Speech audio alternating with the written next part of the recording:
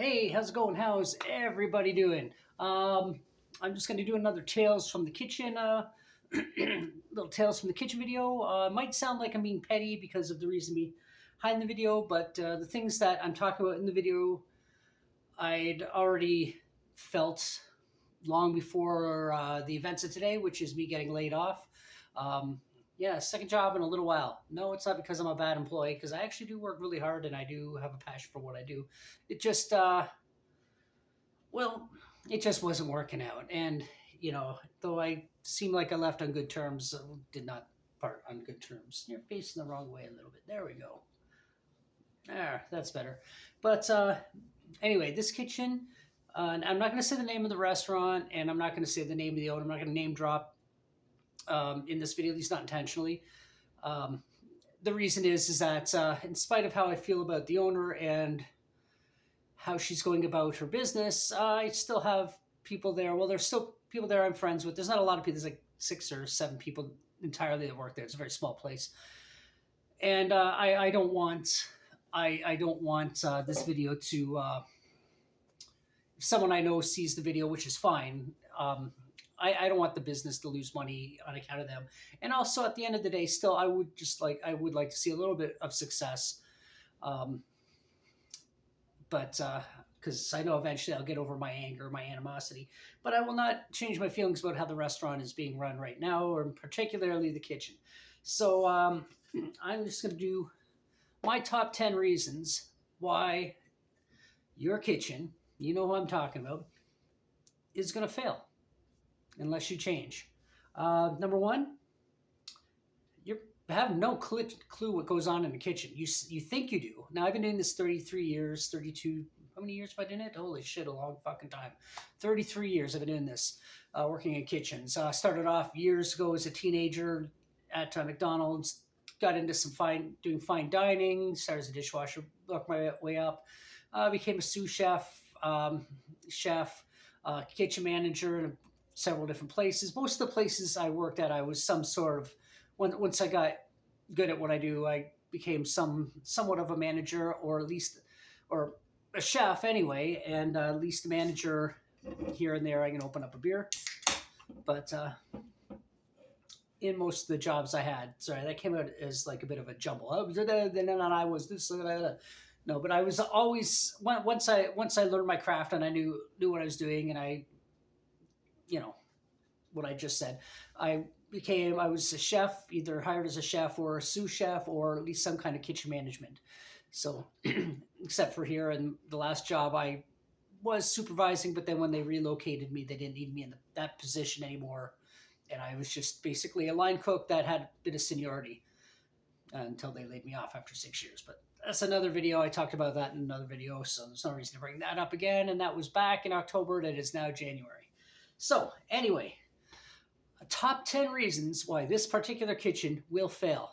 And like I said, you have very little kitchen knowledge. You said, "Oh, I've been doing this for 40 years," but you have no idea what goes on in the kitchen. You seem like you don't know what's going on. You say things that make absolutely no sense, and we just kind of smile and nod, or at least I do. I don't want to say we, because I'm talking about myself, because pretty much all of us work alone. It's that slow. We go days sometimes in the kitchen, at least during the day, without ever getting an order. That's how slow the kitchen is. And that's why it's failing. One of the reasons. Another thing is, two, bad, broken, or lack of equipment. When I first got there was a lot of things that we needed. Simple things, like stupid things. Bowl scrapers, as in rubber spatulas. We needed just a whiteboard, something we could write notes to communicate with each other about what we needed. Inventory lists and just random things like that, and notes to each other on the staff in case we didn't actually see each other, because the odd time we wouldn't. Just random things like that. A can opener. Been there months, no can opener. I've written it on the shopping list many times. Grab a freaking can opener. Finally, I went and got one. Ironically, I got one today, and today's the day I got laid off, so I didn't leave it. Sorry to my friend who does still work there. I kind of wish I left it for her, but I was too bitter, and I just took it home with me. But I did leave all the other things I bought: wooden stir spoons, just random stupid little things, just scissors, just stupid little things that when I asked her for, she's like, "Oh, well, what do we need that for?" That's pretty much how her voice sounds. But anyway, yeah. So just lack of equipment. Our stove, our oven. We have this really nice oven. It's a really good range. It just the what do you call it? The elements where the gas comes out. I can't remember what they're called right now. Don't work, but that's fine. We could still use the oven, but or so the stove top. The oven itself didn't work. It just needed a piece, one little piece that might have cost $100 tops, and we could have had an oven, and we could have changed a lot of things, made things a little bit better. But never happened, even though we'd mentioned it multiple times. Anyway, micromanaging in the kitchen, coming in and just pointing this, and then leaving. And pretty much half the time I was just like, wait, what did she just say? And then she's out the door, gone. Um, Again, and that also goes back with kind of being clueless about how a kitchen works and how things are done. So micromanaging, that's number 3. Um, Number 4, won't take advice. I've been doing this a long time. I know what I'm doing. I've managed, like I said, multiple kitchens. I have recipes that have been published in the newspaper and TV guide, or in a couple of little independent little cookbooks. I've been interviewed for newspapers and things like that. I've brought one restaurant in particular doesn't exist anymore because the owner sold it eventually because he went on to do other things. His name was Frank. I don't mind dropping his name. He's a really great guy. But I brought his restaurant I wouldn't say it was failing, but it could have been doing better. He didn't want to take my advice at first, but then tried my suggestions anyway. And then the restaurant just went boop, boop, boop, boop, boop, and was doing incredibly well. And I tried to explain this to her, but she didn't want to listen, which kind of well, it's going to segue into something that comes later. I kind of wrote these in. I didn't write them in the best order as I guess I could have. But yeah, she won't take advice, and it's not just me. The other cook there, she has just as much experience as I have. She's a chef. She has cooked some fantastic things, just mostly just soups. But I'll get into that in a little bit as I get further down the list. And again, she suggested so many things, and it's just in one ear and out the other, or it goes in one ear, turns into some sort of bitch fest, and comes out her mouth. So, won't take advice. There's that. The other thing is, into the next one, number 5, lack of respect for your kitchen staff. Coming in and every single day, why is this here? Why is this move? Why is that?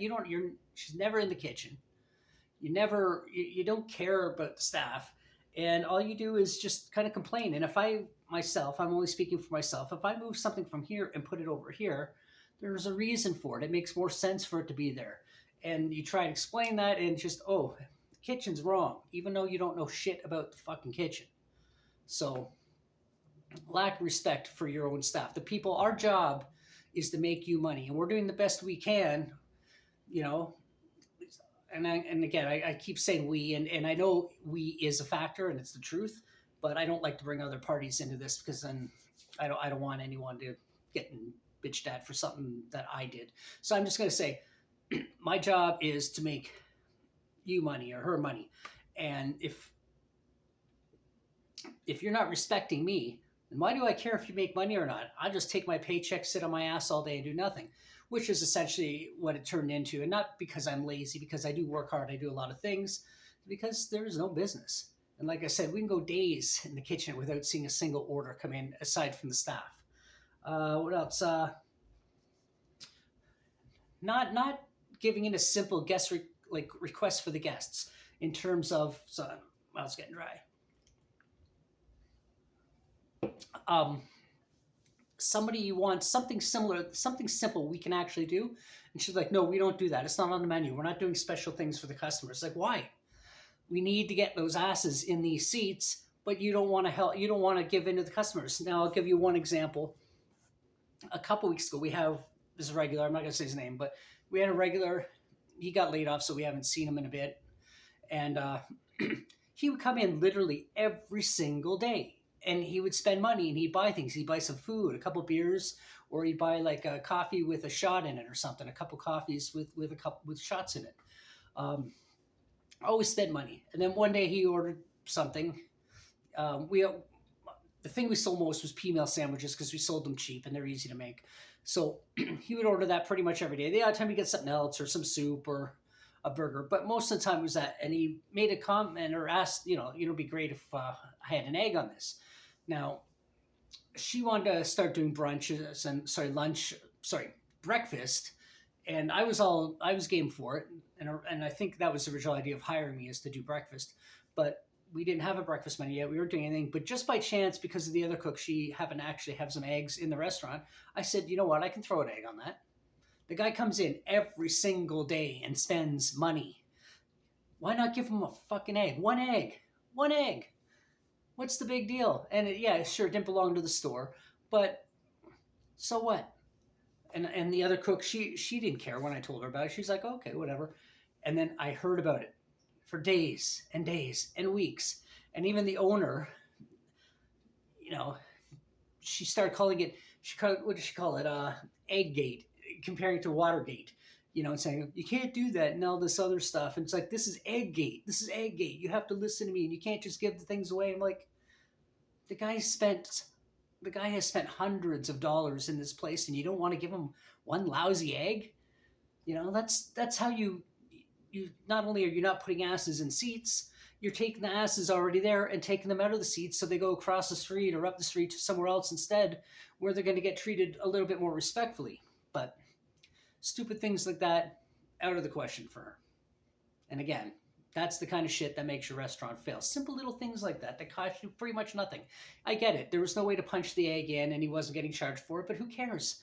I've been to so many bars that I've been regular at for years, and I've had people buy me shots, the owner buy me shots, the bartenders buy me shots. It's a common thing. Let it fucking go. Sorry about the swearing, but holy crap, I got laid off by this person today. Can't accept self-error. That's another thing. You make a mistake. I make a mistake, I admit. Oh shit, I screwed up. Okay, I apologize. Let's fix the mistake. But her, she never made mistakes. Everything was someone else's fault. She just could not accept, even if it's the simplest thing. And I'll give you a funny example. We have a back door, right? And on the back door, there's 3 deadbolt locks. These kind where you go and slide it over and then push it back up. There's 3 of those, and then there's like a heavy duty turning one. So everything's open. So she thought she's trying to shut the door, and I can see from where I was standing, one of the deadbolts like this was actually sticking out, and it kept hitting the side of the door, and she couldn't shut it. She's having a temper tantrum. I'm so angry. Why is this not closing? And I said, I got it. I'll deal with it. Because I knew exactly what was wrong. So she went and trottled off out into the front of the house to the bar area to do who cares. And so I just went click, click, opened it up, shut it, and locked it again. And then when she came back in the kitchen, I thought it would be funny to tell her what the actual issue was, because it was kind of funny. And if I made that mistake, I'd be laughing. Facepalm, I'm an idiot. But I said, the thing was actually in the lock position. You're just pulling it. You couldn't close it. No, it wasn't. Like, yeah, it was. Because I actually had to unlock it. No, it wasn't. Like, all right, well, I don't know what happened then. That's all I said. And then Schwacker's like, why can't you just go, oh, really? Oh, stupid me. Ha, ha, ha. So just stuff like that. And you're also making the kitchen pissed off and annoyed because you're not even acting like a person. No sense of humor, nothing. But that's just a personality thing. But just the fact that you can never accept when you've made a mistake. And I was just using that as an example because it was the easiest and funniest one to pop right into my head. After that, to be honest, your shitty menu. Your menu's shit. There's like 6 things on it, and there's nothing special about any of them. And the excuse is, I don't want to sell anything, and I'm not going to say where it is. If you scroll down to some of my videos, you can figure out where the place is very easily. But the excuse is, I don't want to sell something that's being sold in this neighborhood. I want to sell other things. And so she wouldn't even have nachos on the menu. This is a pub. It's a dive bar. It's a small little place. And it looks like it's fallen apart half the time. Don't get me wrong. I love the charm of the place. The bar itself I actually like. But it could use some cleaning up and a paint job. But anyway, not wanting to sell. She goes, in this neighborhood, and she called it by name, everybody sells tacos. Why do I want to sell tacos when they go anywhere to get a taco? It's like, okay, that's fine, but the reason that people come here for tacos, and I'm using that as an example, is because they want tacos. So why not put a taco on your menu that's different from everyone else, but it's still a taco? Then people will come here and have tacos instead of going, oh, I'm in the mood for a taco. You don't have tacos? Okay, see you later. I'll go somewhere else and give them my money. Instead, you try to explain this to her. And again, it goes back to not wanting to take advice from the kitchen. It's that you will make money. Just sell these items that people want that are being sold elsewhere, but put your own twist on it. Make it your own version of what they already have. Because people do sit down, they look at the menu, they see what's on and go, I don't want any of that. And then they're going to go somewhere else and get like simple things like nachos. Like nachos. Can't even have nachos on the menu. Why not? Oh, because they sell that everywhere else. Like, yeah, they sell that everywhere else. You know what they don't sell? The stuff we have that we're also not selling. Well, not me anymore. I'm not there anymore. But the point, you get my point, right? Like, just because they're selling it doesn't mean we don't have to sell it, or we could just sell your own version of it, like your own interpretation. Make it your own thing rather than just paste and copy theirs. Do your own thing. Which brings me into, actually, no, let me finish off what I was going to say about the menu. The menu's got just a few things on it. It's got a bison burger, that frozen bison burger. It's got the pea meal, like I said. It's got a Greek salad, and it's got an arugula salad. And I'm going to get more into those. But the Greek salad sells a little bit. The arugula salad never sells. We have risotto, which apparently I made a batch, and apparently it's mushy and has to be thrown in the garbage, even though I ate some and there was nothing wrong with it, but whatever. Risotto, and then we got some chili, which I'll get to the recipe about that in a second, and a bunch of really delicious soups. That's what's on the menu. And the reason I have really delicious soups, because those are the things that me and the other cook made ourselves. That was the only things we could create on our own. But anyway, let's go to the next one. Terrible recipes. Now, when I got there, I'd see the recipe book. So many of the recipes, not all of them, but a few of the recipes are just cut and paste crap that she got from another cookbook or a magazine. It was so much, like the chili she brags about all the time. It's just a generic chili recipe. The other cook made this really nice chili about a month ago, and then she tasted, oh, this isn't our recipe. I'm like, it was better. That's why, and it was a lot better. It had so much more flavor. It was, but no, not having it. It's got to be the same as this. Like, why? It doesn't have to be the same as this. In fact, let's take this, crumple it up, throw it in the garbage, take her recipe, write it down, and go buy that one because it's a lot better. Like, but again, it goes back to not listening to advice.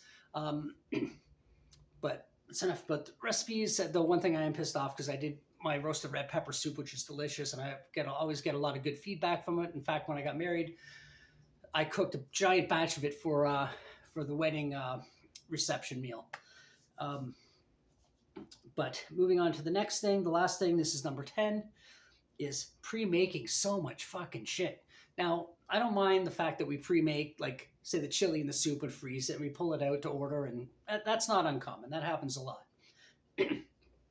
But the other thing that makes absolutely no sense is pre-making the freaking salads, and I'm not kidding about this. We have Greek salad that gets pre-made, Greek pasta salad. Not just a Greek salad, sorry, Greek pasta salad, and we'll pre-make a week's worth. And then at the end of the week, oh, it's still there? We throw it away. But the thing is, we pre-make it, and it goes into like plastic bubble things, whatever the fuck they're called, that you would see like in a deli that would sell like 100 of them a day or 20 of them a day, whatever the number is, and people would just buy one out of the fridge or whatever right there and then take it with them.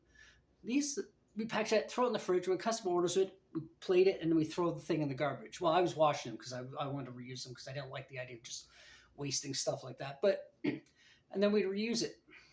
Or we would, and then if we didn't use it, we would just throw the whole thing away. Container, every ingredient, the olives, the feta cheese, peppers, onions, tomatoes, everything that was in there just went in the garbage. And I was like, why aren't we making these to order? It's a salad, have the ingredients there, and then at the end of the week, the only thing you really got to throw out is the pasta, and you don't even have to throw that out. You can just make a pasta for everybody to enjoy and eat as a meal. But no, we have to pre-make it because everything's got to be the same size. Of course, it's got to be the same size. I know how to do this, and so does the other cooks. But But what bothers me the most, or the more ridiculous one, is we had the arugula salad that I had mentioned before. Now the dressing was good. It was, for what it was still a decent salad. However, she wanted them pre-made. I was like, why? She goes, well, it's arugula. Arugula you can't break down. It lasts forever. It's like, no, no, it doesn't. It's lettuce. It by tomorrow this is garbage. And a week later, okay, we're throwing this all away. So I made a bunch and I packed it in without dressing because I knew at least it would keep a bit longer. Why isn't there dressing on this? It's like, well, because it's a salad. Like if you dress a salad in a couple hours, that salad's garbage. You want me to dress it with the dressing, all the stuff, and leave it in there for a week? How does that make any sense? It doesn't. It's the stupidest thing ever. And we were throwing so much away, and then we get an order for one, let's say the odd time, because I think maybe the entire time I was there, the couple months I was there, we sold one. Like, well, I did when I was working. And I put it on the plate and I just tossed it and remade it. I didn't tell her. I just remade it because this is disgusting. And she just doesn't get it. And that's why your kitchen is going to fail. Okay? Listen to your staff. Pay attention to what's going on around you. See what's actually selling around the neighborhood. Don't just say, I don't want to sell that because everyone else is. The reason why everyone else is selling that is because that's what people want to buy. Figure it out. Stop micromanaging the kitchen. Give your head a shake and do it right. All right? That's pretty much all I got to say. And I know it was kind of a rant, but maybe someone else will watch this and pick out the little bits of advice if they're not sure about how they're running their kitchen and realize, oh, okay, you know what? That made sense. Maybe I'll start doing that. And then maybe she'll see this video too and realize how wrong she is. But she won't because she's just that kind of a person who can't admit to her own mistakes. Anyway, sorry, it was a bit of a rant, but it's just truth. And it's probably more things I could have said, but I just wanted to keep it down to a top 10, and it ran a little longer than I anticipated. But for those who sat and watched through the whole thing, thank you very much.